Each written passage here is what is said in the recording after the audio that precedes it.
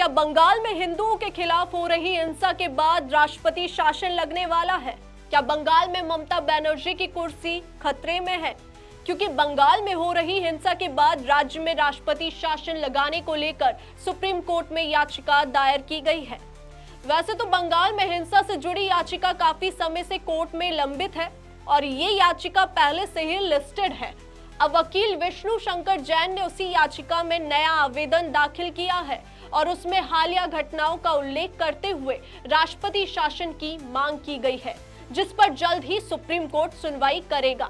लेकिन इस याचिका के बाद जस्टिस भूषण रामकृष्ण गवई ने कहा कि सुप्रीम कोर्ट पर कार्यपालिका के अधिकार क्षेत्र में अतिक्रमण करने के आरोप लग रहे हैं और उनसे राष्ट्रपति के दखल का आदेश देने के लिए कहा जा रहा है। जज ने ऐसा इसलिए कहा क्योंकि वक्फ कानून पर सुप्रीम कोर्ट के निर्देश के बाद बीजेपी सांसद निशिकांत दुबे ने कहा है कि अगर सारे फैसले सुप्रीम कोर्ट लेगा तो संसद और विधानसभा को बंद कर देना चाहिए।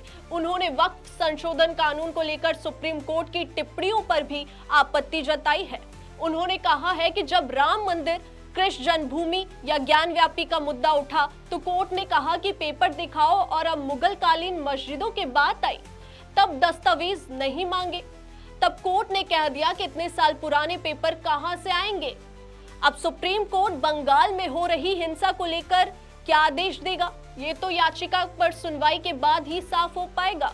लेकिन इतना तो साफ है कि बंगाल में राष्ट्रपति शासन लगाना सरकार के लिए आसान नहीं है, क्योंकि बंगाल में राष्ट्रपति शासन लगाने के लिए सरकार को संसद के दोनों सदनों से प्रस्ताव को पास कराना होगा, जो लगभग असंभव लगता है, क्योंकि केंद्र की मोदी सरकार के सहयोगी नीतीश कुमार और चंद्रबाबू नायडू को ममता बनर्जी का भी करीबी माना जाता है।